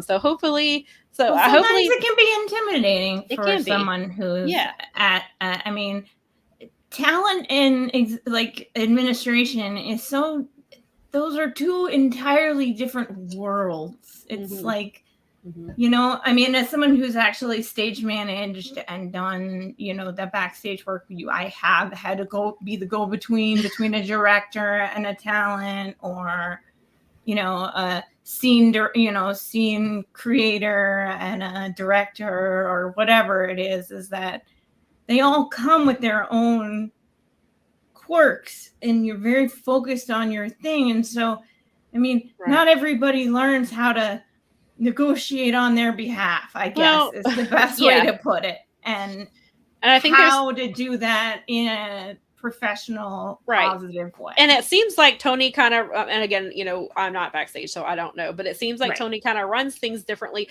where he does seem to be like a more hands-on type of person, where, compared to what we've heard of people like Vince McMahon, that you have to do these things to be able to talk to him. So it sounds like he may, that just because he may be open or more willing to talk to people does not mean that those people are comfortable enough to go to him. What to do. Exactly. So, it's it can be hard for the average Joe, everyday working class human. I mean, now more than ever, but to go ask for a raise, even if you've been in a place for 10 years, it can be difficult to go be like, hey, can I get a 50-cent raise? Like that can be, I mean, so, and especially in such a, I mean, this is not going to be a slow paced thing. And Tony is not a slow paced person. I've seen the guy 2 days within close enough time. I saw him on a Sunday and then I saw him on a Wednesday, and the guy was like, he probably could have gone for another 28 bazillion hours. It was like, but and I'm glad, don't get me wrong, because we wouldn't be having this discussion at all if he wasn't like that. But it can be very intimidating, and I mean, for anyone. I don't care what your gender non-specific, it can be difficult. Absolutely. So so just to circle it all back around, I hope this is a good thing for Sonny Kiss. Me too. I hope they utilize Sonny well. I hope Sonny's not just there to be like that. That's not enough. You can't just be like, oh, well, Sonny's on TV. She's with Trustbusters. She's there on the outside of the ring. Like Sonny needs to be in the ring having matches. Like there's gotta be, they can't just, you can't do the bare minimum here. Well, I mean, the women agent thing has been done to that, where they're on the outside looking in. I mean, that's backwards. Yes, that's backwards definitely. From I think where we're trying to go. And agreed. So I don't know. Hopefully good things. Yeah. So hopefully things will come. Hopefully we'll see how it plays out, especially because, and Trustbusters that's another thing. Trustbusters will be in the trios tournament. Will Sonny be one of the trios? Will it be Ari and Sonny and Parker? Or I've noticed they're subtly working transgender or intergender. Intergender.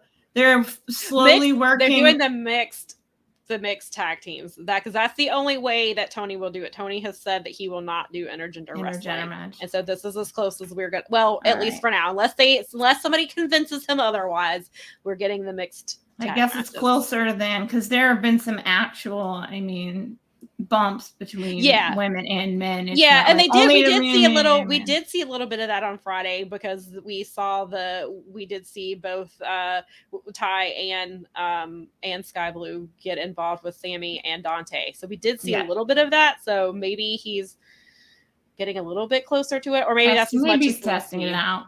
So and so but so it'll be interesting to see with the Trustbusters if in the trios tournament, if it will be just Ari, Parker, and Slim J, and Sonny's just there, or if they'll let Sonny be one of the competitors in the tournament. So that will be interesting as well, because now we have another kind of a thing with the Dark Order where there's 4 people. So if one of them wins, will it be like a Freebird rule where anybody in that little group in that faction can compete for the title? So so if we're gonna do that, then we need like an open weight or a 6-man open whatever for the they do on the ROH for the YouTube show. Yeah, on ROH. Yeah, they have the 6-man, don't they? With because Dalton Castle and the Boys have that. Something title. In the way of it just that concept, especially like New Japan, that just in my head because of especially the New Japan sort of but they don't need any more titles, so I do agree with that. I think cool it a little bit with that. Or if they're going to do any more titles, it needs to be a woman's title. They need to mean something. they need to do a woman's title if there's going to be any more. So so I think that was pretty much the big stuff with AEW that happened this week. And then so I guess we'll circle. Now is time for, you've all been waiting for, is for me to circle back around to GCW. Woohoo! That was the tease. And so now we're gonna and get we know you're all still here. Yes. So if you dumped out and came back in, we're doing a live stream after the All In pay-per-view, and we have guests, so get in there. We do. Yep, and like we said, make sure obviously subscribe to 5 Game Media, because then you will see you'll see when the channel when the show is scheduled, and you can just sign up for a reminder right then and there, and then we'll provide the exact link the direct link when we have it. You can set a reminder then. So we'll have exact times of when we're going forward, but yes, we are excited to go live. You can go yell at Paul about that thing now that I've put that out there. But I do actually listen to a lot of the shows. I would love to give a shout out to Mr. James McDaniel from the Boom Show, who has the absolute most wonderful segues into the Fight Game Media Plus Patreon. I bought some of this most recent week. He worked it in a way that I thought was absolutely brilliant. And I just it's like, clearly you've done this before, but shout out, man. Cause I mean, it's only $5 a month. It is really great. I'm not just I'm also a member. Yes. So there's a lot of great people putting out really good content over there for $5, and there's great content that's getting put up on the YouTube page. There's the YouTube, even if you're not sold on the $5 a month, you can generally check out clips from the other shows on the YouTube channel. So make sure you're subscribed, because there's a lot of different, like if you need Impact coverage, there's coverage for WWE. Brace for Impact. That. Yeah, everybody loves Brace for Impact. It's okay. They do. We may have slightly edged them out on the naming thing. They definitely edged us out on the clicking thing. So yeah. If you guys want to up-click us so that we can try and take out those smarty pantses over there. Yeah. But there's so much good stuff. There's a lot. So if you're unsure about signing up, then go check out. But there is, if we don't watch WWE, but if you're looking for that coverage, we've got it. There's that. There's coverage for AEW. There's coverage for New Japan. There's coverage for Joshi Wrestling. There's a lot of like old school stuff that's being covered. There's so much content. There's even UFC stuff that if you're into that too. Like there's pretty much something for everybody, I think, on the network. So definitely subscribe. And you get the free feeds. I mean, the YouTube, if you subscribe to YouTube, that's all free stuff. Yeah. And so like you said, you get those bumps where you can hear some of the stuff that is on the on the Patreon, but we also have a lot on the free feed. Yeah, there's a ton of content out there, and there's a lot of people working their butts off to cover things for you. And so, yeah, there's a lot going on. So we would definitely appreciate your support. And then, of course, we've got, yes, definitely. And 5K Media is all over social media. Powerbombshells, we're on Twitter. We're on Instagram. We definitely need you to do this. We are exclusively on the YouTube. Yes, we are. You could... You subscribe, tell a friend to subscribe, tell your mother-in-law to subscribe, tell your father-in-law to subscribe. They don't have to actually watch every single show. They can just subscribe. But they can start just by subscribing, just by smashing the subscribe button, as the kids Yes. And yes, as the kids say. Also, likes help. That helps push our content out. So likes definitely help. You would like to leave comments, we will respond to those too, unless you're being a dickhead, and then no. Well, we might still respond to them, but we might not. It depends on just depends on the level of dickheadedness. Yeah. I don't feed the trolls, but occasionally I'm happy to have an interesting conversation with we'll see. But we're not someone who's trying. But I'm not an engager of the crazy. No, I've just gotten to the point where I usually just, if I see it, I usually just ignore it because I don't have the energy to spend. I have better ways to spend my energy. Like going to GCW shows. Yes, because I will be going to my first GCW show this Friday. They are finally coming to Charlotte, and I'm going, and I'm excited about it. And and so they're going to have some really good matches, and I won't go through the whole card today. We'll go through that. We'll talk about that next week. However, I got some really exciting news earlier this week when it was announced that Revolt is going to have a match in GCW. I am so excited. Okay, so fill me in on Revolt. The Revolt, those are my friends, Zach, God, not his name, Zane Riley and Caleb Conley.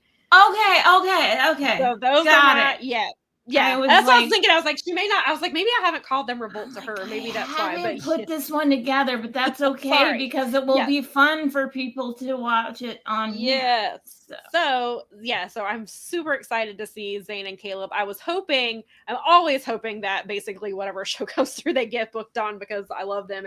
And so we are always joking, like, man, I wish they would get booked. And so but with GCW, I don't know how they work and they've announced a few local people. But so I was very excited to see that match because I did not think it was happening. And they're on top of that, they're wrestling Mance Warner and Matthew Justice. I didn't catch that part. Yeah, so I am super excited because interesting. Yeah, this match is going to be awesome. Oh my goodness. Yeah, I'm super excited. They're bringing it on their first trip. They are bringing it on their first trip, and I was like, now I know because I was trying to decide. I was like, what shirt am I going to wear? Well, now I know. I'm going to wear a Revolt shirt. And so I was very excited to see them. Because I don't get to see them as much. They obviously with PWX not running, I don't really get to see them anymore. So I'm very excited about that. And then what else are we getting? I know that Allie Catch will be here, but she doesn't have a match announced yet because they dropped the tag team titles a couple of weeks ago. So there will not be a tag match. However, I do get to see. I'll save the Effie thing for in a second. But Blake Christian will also be on this card, which I'm excited about. I did see he's wrestling Joe Lando, and I don't know that I've seen Joe Lando wrestle before, but I saw him say today that he was hurt his ankle last night and can't wrestle speedball today, and he's going to try his best to be able to wrestle on Friday. So there's a potential that Blake Christian may end up wrestling someone else. But I am excited to see Blake again. I just saw him in GCW. God, New Japan. so many letters. Much wrestling. So many letters to keep track of. But so I'm excited about that. I wish Speedball was on this card, but he currently is not on this card. I'm sad about it because I love Speedball. But then they just announced right before they announced Revolt, I believe, is when they announced Andrew Everett versus Kevin Blackwood. And I am very excited for this because I haven't seen Kevin Blackwood before. in person. I've seen him, obviously. I've seen other his matches. He's really good. I enjoy his stuff. And then Andrew Everett has been killing it in DPW. Last night, apparently, his match with Takeshita aired. And I can't wait to see. I've got to get. That's been the one thing. When the G1 is over, I'm finally going to start catching up on DPW because you've been watching this show. You know that I keep saying I'm going to catch up on it, and I need to catch up on it. And so I'm going to now. Nikki and I were like, listen, once G1 is over, we got to quit. G1 kind of trumps everything. Yeah. And I was like, I was like, well, maybe on the night off I can, but usually on the nights off, that's when I'm catching up on like Dark and stuff like that. And so, or just random things on my DVD that's been getting neglected because of the G1. So that's the plan, is once G1 is over to finally go back and watch. We saw the first 4 episodes of DBW, so we're quite a bit behind. We've missed like 3 pay-per-views, and I know kind of what's happened. I try not to pay like close attention so I won't be completely surprised, but then I kind of know some things that are happening, especially because I follow some of the people in DBW, so I generally end up seeing stuff that's happening. I know Work Horsemen have been wrestling over there, and so there's a lot going on, and so I've heard. Just like I was saying a couple weeks ago, I heard that Andrew Everett and Takeshita people were saying that was like a match of the year contender. And so I'm definitely looking forward to getting caught up with that. But so it's nice. I'm excited to see Andrew Everett. And Andrew Everett's somebody that I saw in PWX very early in his career. He was wrestling as Goat Boy. Oh, wow. He used to wrestle with a mask. And then he was Chiva Kid for a little bit. Then he wrestled as himself, and then he left for a while and he wasn't wrestling, and then he came back and has wrestled as himself a few times. So I've seen him on and off over the last few years. So it's really cool to see him getting a lot of love. And then he went to DDT Pro for a few weeks, a couple months ago, and had some apparently some really great matches over there. And so I'm glad to see that Andrew is doing so well. And so I'm really looking forward to seeing him in GCW. And then Nick Gage does not have a match announced. However, he is announced to be at the show. He's on the Sanctified poster. So I was hoping that means we were going to get a match, but I know he's been recovering from an injury. So what? Yeah, a wrestler recovering from an injury. Well, shocking. That wrestler particularly. Yeah, right.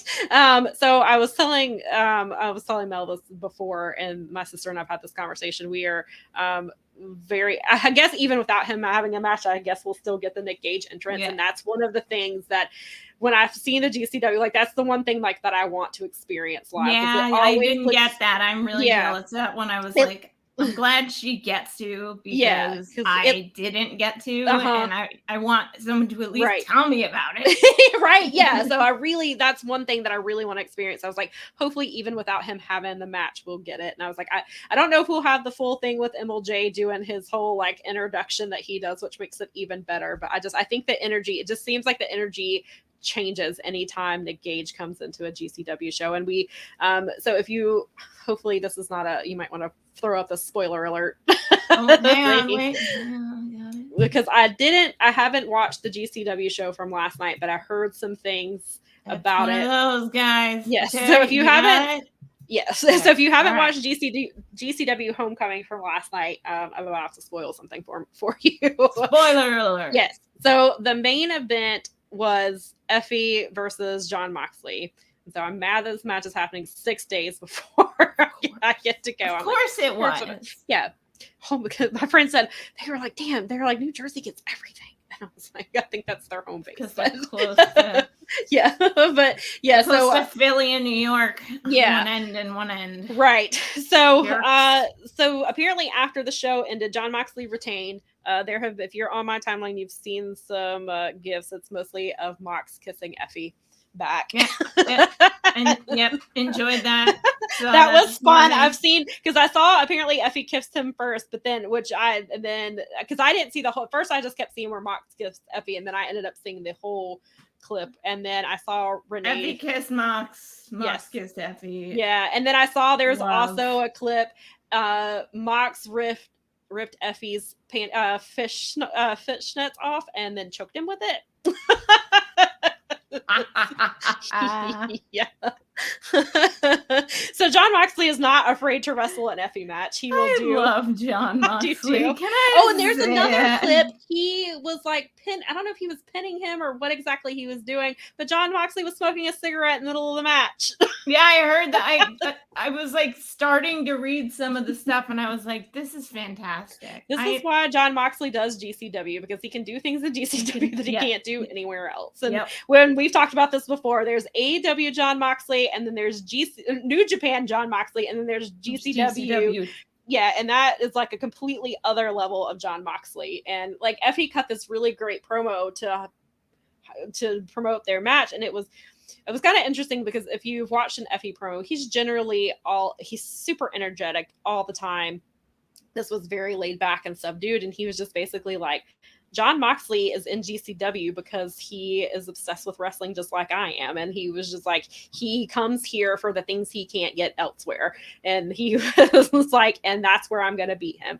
Unfortunately, he did not beat him. But after the match, Nick Gage showed up and has challenged Jon Moxley for the title once again. So I don't know how this will play into Friday's show. I would love for Jon Moxley to have a surprise show up, but I'm probably not going to get that. So I'm not going to get my hopes up for that. I'm just excited to see Nick. So again, I don't know if Nick will end up having a last minute match or if he's just going to be there to kind of promote that match or exactly what Nick Gage will be doing. I'm just glad he's going to be there and hopefully I will get the entrance.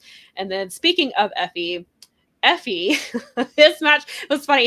He announced this match the same day as they announced the opponents for Ric Flair's last match, like who because it obviously ended up being Andrade and Jay Lethal and Jeff Jarrett. So Effie was like he announced his match before, and I had quote tweeted, I was like, whatever match gets announced for Ric Flair will not live up to this because he's wrestling George South. I was like, what the hell is happening?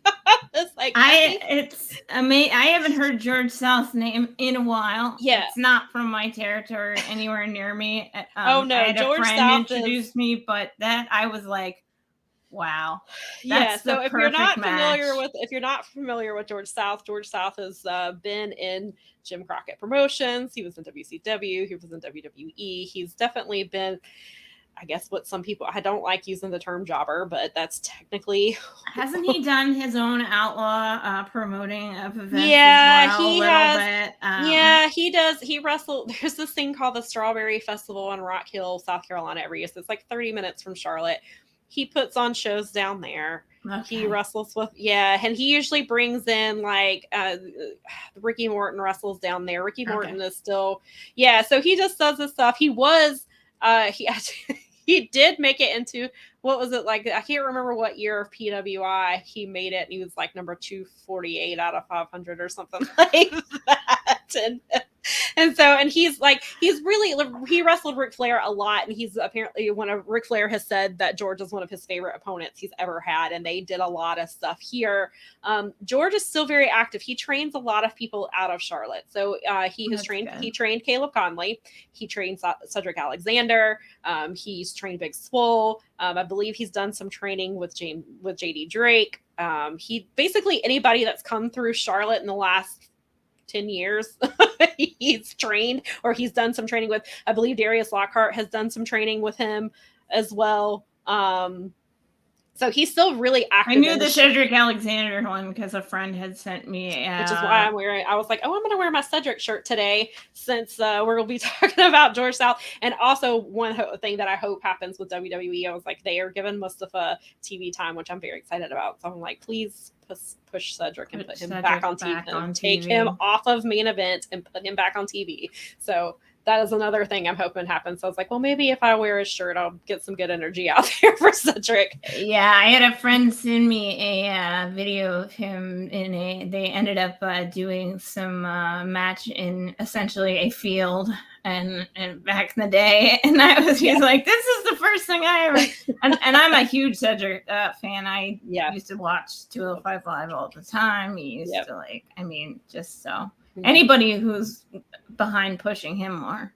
Yeah, exactly. That's what I'm hoping.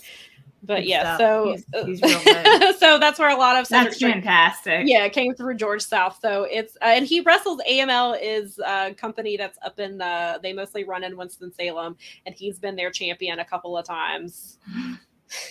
Yeah, so George South is, and he's so funny. Like I've seen Suge posted because I'm not Facebook friends with George South, but apparently Suge was saying like if you're not Facebook friends with him, you're missing out on like gold, and he screenshot this thing, and it was it was so funny because George obviously is older, so he types like a person who is older, and he uses a lot of ellipses instead of just periods. And he was talking about something about I wish I had saved it because it's so funny. But he was talking about something about how they don't have because George is a born again Christian, so he uses a lot of like he does a lot of that type of stuff in his wrestling, or he kind of uses it as like a ministry. I wouldn't know, not necessarily like a ministry to people, but it's so his faith is, he's very open about his faith. So he's saying something about how they don't have dish TV in hell and that they gotta, I don't know, it's hysterical. I was like, oh George, just that little bit is funny. Yeah, it was I'm gonna be following him immediately. I gotta following the wrestlers who enjoy, like they get Twitter. Like even the ones who don't get that they get it. Sometimes. Yeah, so this apparently, I don't know if he's on Twitter, but this was on his Facebook page. But Suge quote tweeted it or took a screenshot and posted on Twitter. And that's how fantastic. I saw it. And oh god, that is the most. And like, people were just like, I think Suge was like, never change, George.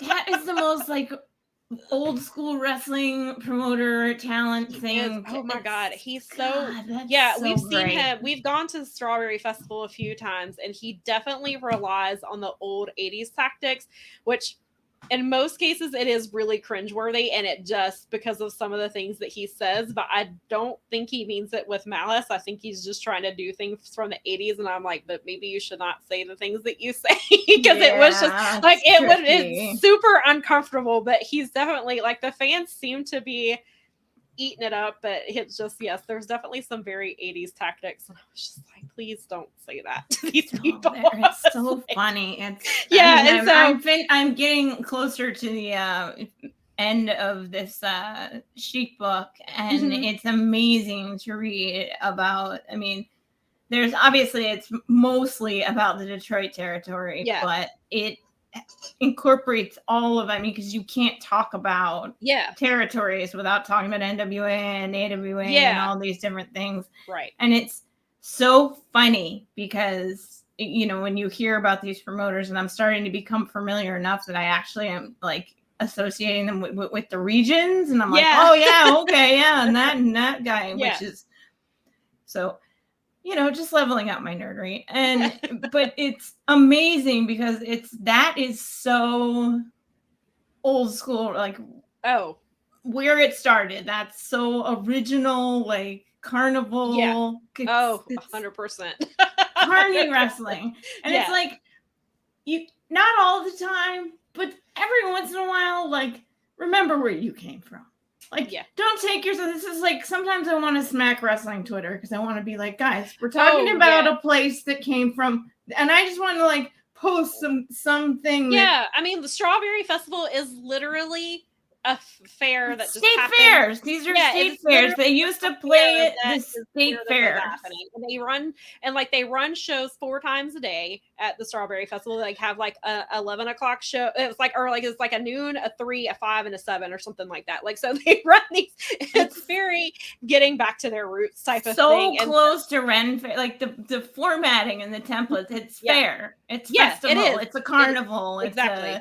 They all have that. It's sideshow and the main way. And then, and that's like, because I saw some people, one of the clips of Moxley kissing Effie went viral or has gotten more views, and people were in the comments and they're like, oh my God. They're like, he left WWE for this, or Jim Cornette's gonna love this. Who gives a shit what Jim Cornette thinks? Not me. I have never given a shit what he thinks, and I don't think Jon Moxley cares, and Effie certainly doesn't. So. The only thing Jim Cornette is good for is memes of Jim Cornette.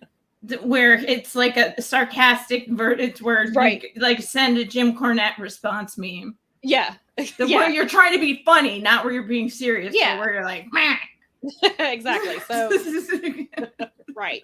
So yeah, and so that doesn't. I was just thinking, I was like, some of the stuff that Effie, I was like, but it's all like wrestling, because Effie and I when I interviewed him a few months ago, that's what we talked about, is how he was like, wrestling is like, he was like, yes, it can be serious, and there's different aspects, but he was like, it is at its heart, it is not a serious thing. It's never taken itself seriously. Like, he was like, look at all the costumes that people have worn for years, and he was like, and the things that their gimmicks that they do, he was like, it's all carny. And it was like, because it's where it comes from. And he was like, so, and he was like, obviously his thing is wrestling is gay, and he was like, it is. It's like, it's all, wrestling is all of these things. Like, it's not just one thing. Like, it can be the serious technical wrestling, it can be the G1, it can be that type of thing, it can be Orange Cassidy putting his hands in his pocket, it can be Danhausen cursing people, it can be, it can be all of these things, and it can be all these things on the same show, which is, I think one of the good things about AEW and even GCW. Like, it can be,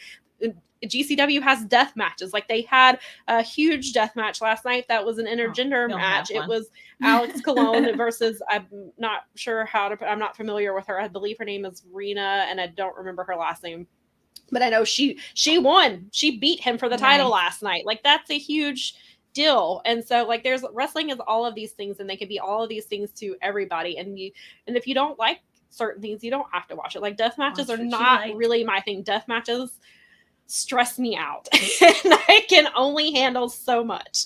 I can handle some hardcore stuff, so I don't know what I'm gonna get on Friday. And that was one of the reasons, one of the reasons I'm not front row mainly is because I had, when tickets went on sale, I had just had my car fixed, or I had my brakes fixed. But another reason was because I don't know if I can handle sitting front row for a death match. If there is one, I was like, I might have to, because I was I've had to watch, they stress me out. And so it is not a show that, like, Matthew will go to, he's gone to death match shows where every single match is a death match. And like, that's not for me. I don't know if I could do that. I don't think I could do that. And more power to these people. Like, if that's what you're into, then I am happy you have an outlet for it and have somewhere who you can watch these things, and you have talent who compete in these things. And so I know what my limits are, and I know what I like and what I don't like. And so, there are matches, and there are people that I don't care for to watch on wrestling, but they're there. And so, but I can change the channel, or I can play on my phone, or whatever. Or go tweet, or go I can do I can take a bathroom break or something. But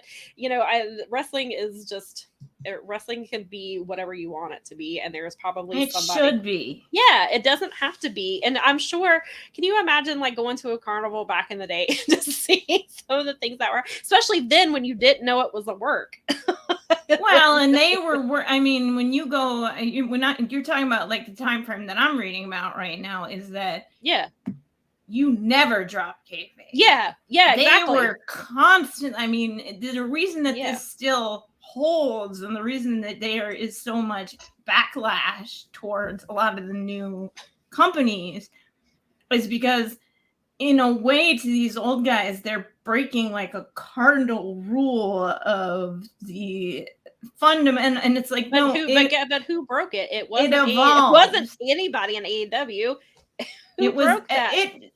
Wrestling broke it. Yeah. it got to a point where when you can look up everything on the internet, you're gonna have to start coming up with new ways. Well, even before the before, even when it was not a lot of social media, there were dirt sheets and things like that, and there were things where where Vince McMahon was passing off information to people to get people interested. So it's he was just as much heavily involved in breaking kayfabe as anybody else. Oh yeah. So I think that's that sort of like spot monkey t-shirt company killing the business attitude can just kind of go take a hike. I'm so sick of it. We've just evolved. But again, just turn it off. Like, if you don't like it. But we've evolved so much past that. Like, that, I don't know why this is still a conversation in 2022. Like, because it takes a long, long time for change to take hold. It does. This is true.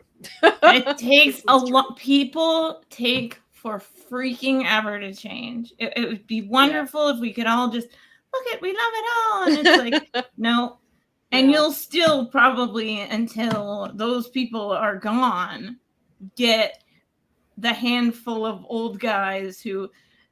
But then they've passed it on to people who still listen to them. So. Yeah, well, that's a problem with so many things. Yeah, wrestling. Well, again, wrestling is a reflection of society. That's the thing I love about this book also is as much wrestling as I'm learning, I'm also learning about the region that I live in a lot. Well, that's really cool though to see it. And what it was like in the 50s and 60s. That's and awesome. Now I'm almost up to the early 70s. Oh, cool. So I'm getting kind of a picture of what this region was like in those times and who was in charge of, venues that I've been to. Or that's super cool to be able to look at your city that way. It's like all these fun little aspects of it that you get, because you get a taste of these history ones. You get a taste of the culture that they existed in. Yeah. Right. And the time frame of how they looked at things. And that's really cool to see. And he does a good job of taking that sort of omniscient view of he's being he's analyzing the situation. He's giving you the information. He's showing you how this person was important, and why he was important, and why he was important to this era. He's not like, there's very little opining in the book, which is appropriate for the kind of book that it is.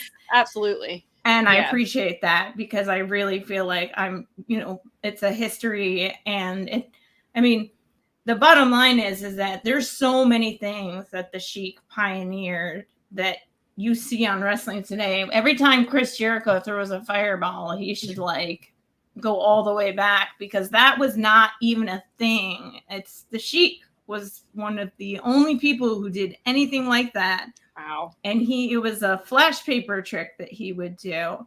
But he would save it and only use it once in a while, because there were still commissions. We're still trying to regulate it as a real sport and doing all these things. So he sat on that, and word would get around through these newspapers and these other things. Absolutely. That he was this crazy, he spoke gibberish, and he was this crazy, and he really started to lean into that sort of tropish Sheik, putting the keffir on, and he did the prayer rug eventually, and the whole thing. And at the time, appropriate or not today, at the time, it was part of how the business worked. But this guy was a heel who was so over. And that was really, really, really, really rare. Yeah. But not just that part of it is so much of wrestling's presentation today. There's echoes of this guy. That's the kind of, and what I'm learning from the book ultimately is the kind of influence that this guy had, that she had on wrestling presentation. Yeah. What they did here with big time wrestling and all that stuff. Yeah. Is it's sometimes shocking to me, because I'm I just saw someone do that on Dynamite the other day. And you don't think about that stuff until you're thinking about it. Right. And then it was from 1968. And it's all right, well, that's a little closer, but not really. Yeah. It's just, different century entirely. But it's those things had their time. And that's the difference, I think, is that you be able you have to grow with the times, especially if you're wanting to attract a new fan base, which, I think there was the comment from Danhausen that because he apparently did an out of character interview, and he was like, people say all this stuff about me, Orange Cassidy, but we're bringing in new fans. He was like, I have people come up to me and be like, I have never watched wrestling in my life until I saw you, until I saw Orange Cassidy, or I haven't watched wrestling in 20 years, but I saw something you were doing, and I was like, what is this? And I wanted to check it out. And then, so that's on a national level. And, I was talking to some friends about this the other day, Effie is kind of doing that at the grassroots level, with the way he presents wrestling and how he approaches it and the things that he's doing. We were talking about when I interviewed him, he sells locks of his hair. And I was like, how do you get fan? He has his own perfume. Like, I was like, how do you get fans to buy locks of your hair? And he was like, because they're in on it. Like, they know they're in on the joke. Like, they get to be part. That's how, fans interact with us, and that's how they get to be a part of it. And so some people, so now I have these things that are available, and they know it's a joke and it's not anything serious. And he was like, and so you have, you have him doing that at the grassroots level, and there's tons of people on the indies who are doing things at grassroots levels to grow the company, because that's been Effie's whole thing. He was like, I don't want to cater to the fans who are already here. They're going to buy a ticket every month. We're already going to be there. How do we get more people? Well, you have your Effies, you have your Orange Cassidys, you have your Dan-Housens, you have Hook, who doesn't speak, and then you have Sonny Kiss, you have people who look like them, or who they can identify with because of whatever their gender is, or you have people like Nyla Rose, and you have these people, and you give them platforms. And so and like we said, wrestling should be, if you want wrestling for everyone, then you have to have wrestlers who are available and who attract everyone and who attract people who don't watch. And you can rely on some of the old, because that stuff still works, obviously. Well, you have to. That's your foundation. Yeah. And so you have to. Still is. But then you bring it into today, and you grow with the times. And if wrestling is nowhere like it was in the 90s, where it was like, 5 million people a week. Like, that's not happening. Oh, no. I don't know. Yeah, and it's not. May never happen again. Yeah, it's exactly. Only happened twice in history, basically. Right, and people need to keep that in mind when they freak out about Dynamite not doing a million, or WWE dropping down to like where they've dropped to like 1.5 million or 2 million or whatever it is. Like, that's normal these days. And now they have other things to compete with. Like, there's the NFL, so there's Monday Night Football, and that's going to be affecting whatever Triple H is doing in the next, for the next 16 weeks when that starts. And then you have streaming, and there's so many options now, and so you have to figure out different ways to appeal. And so sometimes that is people like Danhausen and Orange Cassidy. And then, if you want to just be plain old businessy about it, it's valuable to them, and it's making them ad revenue. So. Yeah, right. And Orange Cassidy and sorry, you're fine. Orange Cassidy and Danhausen sell how many t-shirts? Like, they're consistently top sellers so they clearly are. Like, I've seen people, they're like, I don't care how much merch they're moving. Okay, well, it's not for you, and it doesn't have to be for you. That's you may not care, but that's part of the business. So deal with it. Yeah, exactly. Sounds like probably a good note to end on. Yeah.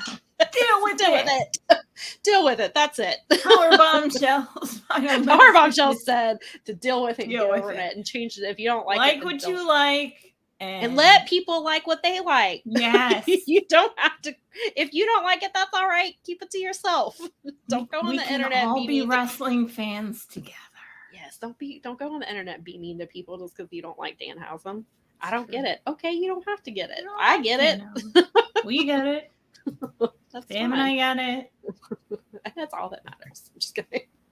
All right. So we are going to wrap it up here. If we have not pissed you off just now. Wow. If we have, you can comment below and hit the subscribe above. You can stop the video right now. You can give us a piece of your mind. We may not answer, but you can say it if you want to. We might answer. We might. It just depends. But yeah, so now we might have someone else.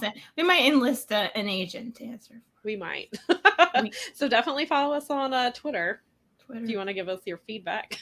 That's our main one, and that's Sam and I separate, and we will let you guys know as soon as we have a clearer picture of what all that's going to look like. And you should come to our live stream. Yeah, and you can come, and if you come live and hang out with us, then you can chat with us live and get we live. will even put your comments up on the bottom. Unless it's mean. Unless it's not. But we might, and let people roast you. So just remember that. So hey, I'm liking this. And then there's like those where Sam's mind is. And then there's those like super likes where you can pay like $5 or $10 or whatever it is and guarantee that we put it on there. So if you're mean and give us $10, then we'll put it on there. Fair enough. If you want to super chat us, if you want to pay us to read your mean comment on the air, I guess are not too proud to sell out on that front. And then we'll read it, and then we may not respond, or let somebody else respond to it. $10 doesn't guarantee a response. It just guarantees that we will read it. There you go. Maybe we'll have to like raise the price. If you want a response, then you have to give us. You have to give us $20. We'll come up with a number. But you can come hang out with us for free and comment for free. Yes. As well. And all of the 5 gay media folks and us and them and all of us. And I think that, that's it. I think that's all of it. So come follow us on all of these platforms. And we will see you next week. And you can hear how GCW went. And we'll talk about the G1 finals. And maybe we'll have some more all-out matches to talk about. And maybe something crazy will happen during the week. It seems like every other week. I mean, there was something this week. We just didn't talk about it. Vince McMahon is now up to $19 million in payouts. Except for this part might not be related to paying women. It might be paying Donald Trump for appearing on TV. So he didn't have to get taxed for it. Company money. He used company money to pay a charity so that he didn't get taxed on it, as allegedly the word that's going around. No one's taught Vince about the political action campaign nonprofit thing, apparently. And I think it's probably better that way. And I'm not going to say any more because I don't want to give anybody any ideas. Nope, that's it. Right. But so you guys have a great week. Yeah, please do. Come back. Come see us next week if you want to. If we didn't just scare you off.